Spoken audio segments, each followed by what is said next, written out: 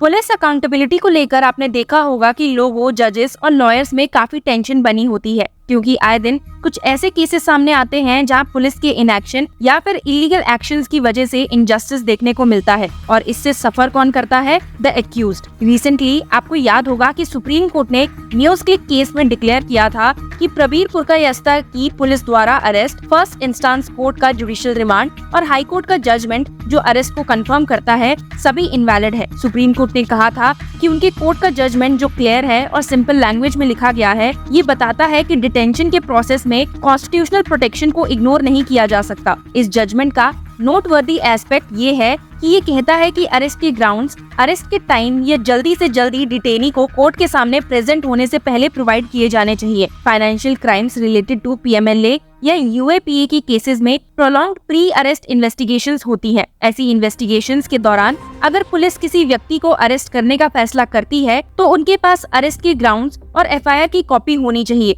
जो अरेस्ट के time deliver की जाए। कोर्ट ने पूछा था कि पुलिस ऑफिशियल्स को जल्दबाजी क्यों करनी चाहिए, जैसे कि इस केस में किया गया। सुप्रीम कोर्ट के advocate on record MR Shamshad का कहना है कि न्यू दिल्ली जैसी सिटी में एक्यूज्ड को उन्हें कोर्ट के सामने प्रोड्यूस किए जाने से पहले रीजनेबल नोटिस पीरियड दिया जा सकता है ताकि उन्हें 24 घंटों से ज्यादा डिटेन करने की ऑथराइजेशन मिल सके। दूसरा issue communicating grounds of arrest से रिलेटेड था, जो अरेस्टी को समझ आने वाली लैंग्वेज में होना चाहिए। एग्जाम्पल के तौर पर पुलिस ये नहीं कह सकती कि उन्होंने अरेस्ट ग्राउंड्स एक्सप्लेन या ओरली ट्रांसलेट किए। कोर्ट इस इशू को सीरियसली लेती है ताकि आर्टिकल 22 क्लॉज 5 के अंडर गारंटीड राइट का इन्फ्रिंजमेंट ना हो। आपको बता दूं कि ये केस अरेस्ट के दौरान इरेगुलरिटी का था। ऐसी कई इरेगुलरिटीज होती आई हैं जो पर्सनल लिबर्टीज को डिप्राइव करती हैं और हाईएस्ट कोर्ट तक नहीं पहुंचती। अगर पहुंचती भी है तो इतना वक्त लगता है कि ग्राउंड सिचुएशन तब तक बदल चुकी होती है। इससे इरेगुलरिटी को करेक्ट करने और करेक्टिव ऑर्डर्स पास करने का फोकस खत्म हो जाता है और चेंज लीगल सिनेरियो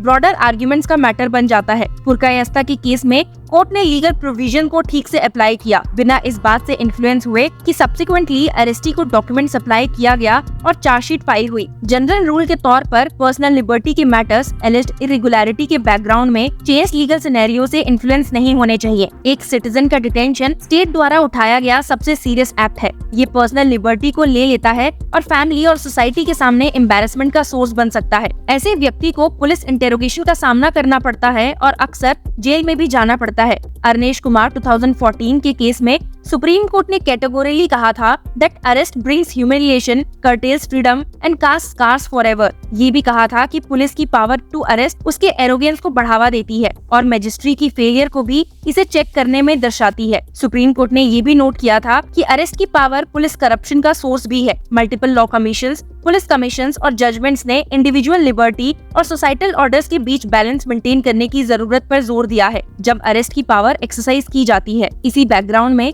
जब पुलिस किसी व्यक्ति को डिटेन करती है, फर्स्ट इंस्टेंस कोर्ट का पहला फर्ज होता है कि अरेस्ट की बेसिस को एग्जामिन करे, डिटेनीज के कॉन्स्टिट्यूशनल और स्टैट्यूटरी सेफगार्ड्स की कंप्लायंस को इंश्योर करे और पुलिस पावर के पॉसिबल मिसयूज को चेक करे। दुख की बात यह है कि पुलिस अक्सर जल्दबाजी में व्यक्ति को डिटेन करती है और first instance courts generally mechanically remand दे देती है, बिना ये रिफ्लेक्ट किए कि हर डिटेंशन एक कॉन्स्टिट्यूशनल लॉ का इशू है। कोड ऑफ क्रिमिनल प्रोसीजर कहता है कि सीरियस ऑफेंस रिपोर्ट होने पर पुलिस FIR रजिस्टर करने के लिए बाउंड है। सुप्रीम कोर्ट ने ललिता कुमारी 2014 में कहा था कि FIR का रजिस्ट्रेशन मैंडेटरी है और सीरियस ऑफेंस रिपोर्ट होने पर कोई प्रिलिमिनरी इंक्वायरी परमिसिबल नहीं है। पुलिस ऑफिसर अपनी ड्यूटी को अवॉइड नहीं कर सकता अगर कॉग्निजेबल ऑफेंस डिस्क्लोज होता है। कोर्ट ने रिकॉर्ड किया कि एरिंग ऑफिसर्स के अगेंस्ट एक्शन लेना चाहिए जो FIR रजिस्टर नहीं करते अगर उन्हें कॉग्निजेबल ऑफेंस की इन्फॉर्मेशन मिलती है। हम इन वायलेशंस की ग्रेविटी को रियलाइज नहीं करते क्योंकि 1000 में से एक भी डिटेनी रॉन्गफुल डिटेंशन को चैलेंज नहीं करता। सभी केसेस जो नॉन रजिस्ट्रेशन ऑफ FIRs के अगेंस्ट होते हैं कोर्ट तक नहीं पहुंचते। जब ये पहुंचते हैं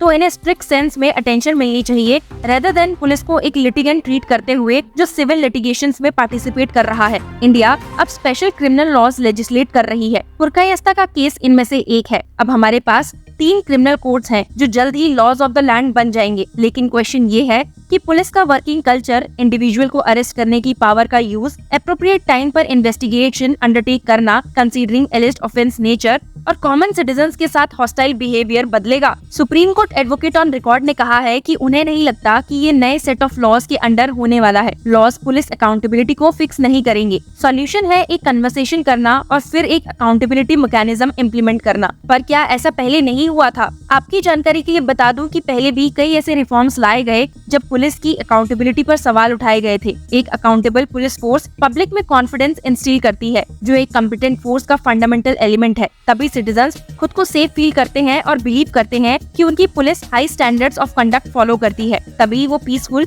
और लॉ अबाइडिंग बिहेवियर से रिस्पॉन्ड करते हैं। इसी ऑब्जेक्ट को माइंड में रखते हुए कुछ रिफॉर्म्स लाए गए थे, जिसमें सबसे पहला है द पुलिस एक्ट ऑफ 1861। ये एक्ट ब्रिटिश ने 1857 की रिवॉल्ट के बाद लाया और एक सेंट्रलाइज्ड हायरार्किकल सिस्टम बनाया, मेनली फ्यूचर रिवॉल्ट के प्रिवेंट करने के लिए। Second is the national police commission 1977 to 81। NPC Morarji Desai government के अंडर फॉर्म हुआ था और इसने पुलिस फोर्स की एफिशिएंसी इंप्रूव करने और प्रोफेशनलिज्म लाने के मेजर्स रिकमेंड किए थे। कमीशन ने ये भी रिकमेंड किया था कि अगर कस्टोडियल रेप, पुलिस फायरिंग से डेथ या एक्सेसिव यूज ऑफ फोर्स का केस हो तो जुडिशियल इंक्वायरी मैंडेटरी होनी चाहिए। तीसरा है द रिबेरियो कमेटी 1998। इस कमेटी ने स्टेट्स में पुलिस परफॉर्मेंस अकाउंटेबिलिटी कमीशन और डिस्ट्रिक्ट कंप्लेंट्स अथॉरिटी सेटअप करने का रिकमेंडेशन दिया था। Fourth is the Prakash Singh guidelines. Supreme court of India ने Prakash Singh versus union of India 2006 case में 7 डायरेक्टिव्स इशू किए पुलिस रिफॉर्म्स लाने के लिए। इन 7 डायरेक्टिव्स में स्टेट सिक्योरिटी कमीशन कंटिन्यू करना, डीजीपी का फिक्स टेन्योर, एसपीज और एसएचओस का 2 year term investigation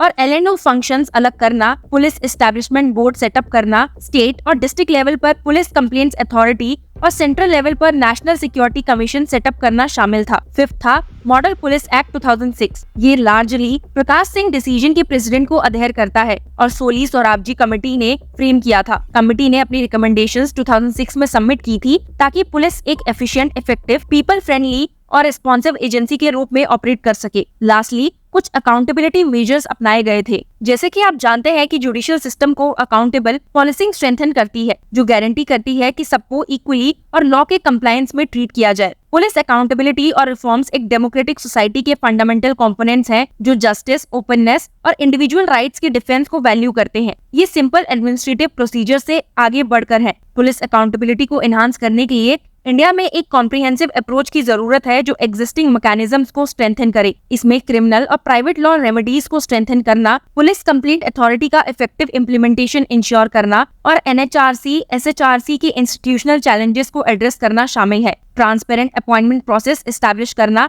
adequate resources provide करना और इन इंस्टीट्यूशन को एम्पावर करना क्रूशियल है, ताकि वो इफेक्टिवली पुलिस मिसकंडक्ट को एड्रेस कर सके और सिटीजन्स के राइट को अपहोल्ड कर सके। ऐसा करने से इंडिया एक अकाउंटेबल और जस्ट पुलिस फोर्स की तरफ सिग्निफिकेंट स्ट्राइड्स ले सकता है। ये कॉम्प्रिहेंसिव रिफॉर्म जरूरी है ताकि एक सेफ, सिक्योर और हार्मोनियस सोसाइटी इंश्योर की जा सके, जहां लॉ एनफोर्समेंट एजेंसीज इंटीग्रिटी और रिस्पेक्ट के साथ सिटीजन को सर्व और प्रोटेक्ट करे। आपकी इस पर क्या व्यूज हैं? हमें कमेंट सेक्शंस में बताएं and keep following law chakra.